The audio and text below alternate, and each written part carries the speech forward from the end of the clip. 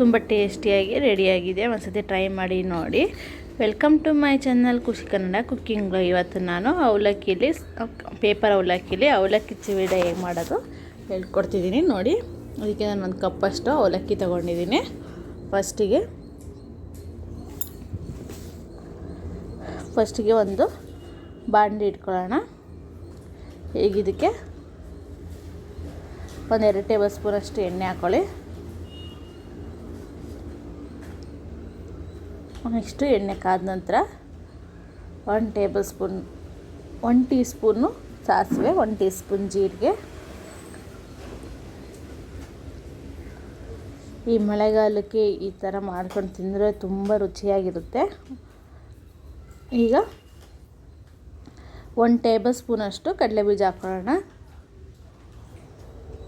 ಈ ಕ್ವಾಂಟಿಟಿ ಜಾಸ್ತಿ ಮಾಡಿಕೊಂಡು ಸ್ಟೋರ್ ಮಾಡಿ ಇಟ್ಕೊಬೋದು. ಒಂದು ಗಾಜಿನ ಬಾಟ್ಲಿಗೆ ಸ್ಟೋರ್ ಮಾಡಿ ಇಟ್ಕೊಂಡ್ರೆ ಬೇಕು ಅನ್ಸ್ದಾಗಲೂ ತಿನ್ಬೋದು. ಈಗ 1 ಟೇಬಲ್ ಸ್ಪೂನು ಕಡಲೆಬೇಳೆ ಹಾಕೋತಾ ಇದ್ದೀನಿ.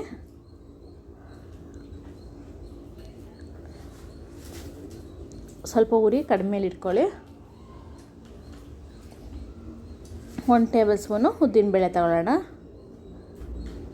ಈಗ ಈ ಮೂರನ್ನು ಚೆನ್ನಾಗಿ ಮಿಕ್ಸ್ ಮಾಡ್ಕೊಳ್ಳಿ.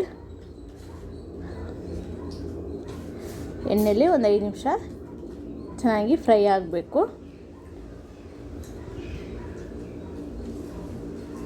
ಕಾಳುಗಳೆಲ್ಲ ಚೆನ್ನಾಗಿ ಫ್ರೈ ಆದರೆ ಟೇಸ್ಟು ತುಂಬ ಚೆನ್ನಾಗಿರುತ್ತೆ. ನೆಕ್ಸ್ಟು ನೋಡಿ, ಒಂದು 5 ನಿಮಿಷ ಫ್ರೈ ಮಾಡಿಕೊಂಡ್ರೆ ಒಂದು ಸ್ವಲ್ಪ ಕಡಲೆ ಬೀಜ ಗೋಲ್ಡನ್ ಕಲರ್ ತಿರುಗುತ್ತೆ. ಸ್ವಲ್ಪ ಆಗಿದೆ.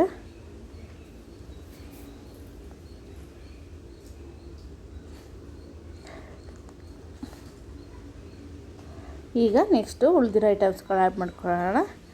ಈಗ ಇದನ್ನು ಸ್ವಲ್ಪ ಕರಿಬೇವಿನ ಸೊಪ್ಪು ಹಾಕೋತಾ ಇದ್ದೀನಿ.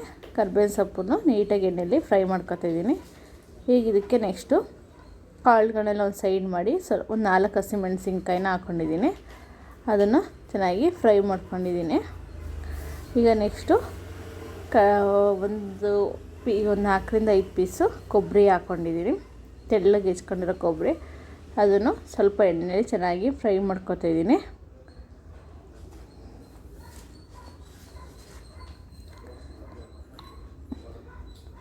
ನೀಟಾಗಿ ಅದ್ರ ಜೊತೆ ಚೆನ್ನಾಗಿ ಫ್ರೈ ಮಾಡ್ಕೊಳ್ಳಿ. ಈಗ ನೆಕ್ಸ್ಟು ಸ್ವಲ್ಪ ಗೋಡಂಬಿ ಚೂರ ಅದರೊಳಗಡೆ ಆ್ಯಡ್ ಮಾಡ್ಕೊತಾ ಇದ್ದೀನಿ. ಬಾಯಿಗೆ ಕಡಲೆಬೀಜ, ಗೋಡಂಬಿ, ಕೊಬ್ಬರಿ ಪೀಸ್ ಎಲ್ಲ ಸಿಗ್ತಾಯಿದ್ರೆ ತುಂಬ ಚೆನ್ನಾಗಿ ಕರುಮ್ ಅಂತ ಇರುತ್ತೆ. ಟೇಸ್ಟು ಚೆನ್ನಾಗಿರುತ್ತೆ ನೋಡಿ. ಗೋಡಂಬಿನೂ ಚೆನ್ನಾಗಿ ಫ್ರೈ ಮಾಡ್ಕೊಳ್ಳಿ. ಈಗ ಇದಕ್ಕೆ 4ರಿಂದ 5 ಬೆಳ್ಳುಳ್ಳಿನ ಗೆಜ್ಕೊಂಡಿದ್ದೀನಿ. ಅದನ್ನು ಹಾಕೋತಾ ಇದ್ದೀನಿ. ನೀಟಾಗಿ ಒಂದು 5 ನಿಮಿಷ ಚೆನ್ನಾಗಿ ಫ್ರೈ ಮಾಡ್ಕೊಳ್ಳೋಣ.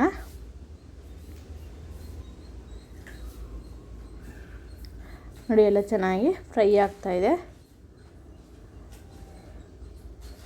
ಒಂದು 5 ನಿಮಿಷ ಬಿಟ್ಟು ಈಗ 1 ಟೀ ಸ್ಪೂನಷ್ಟು ಅರಿಶಿಣ ಆ್ಯಡ್ ಮಾಡ್ಕೊಳ್ಳೋಣ.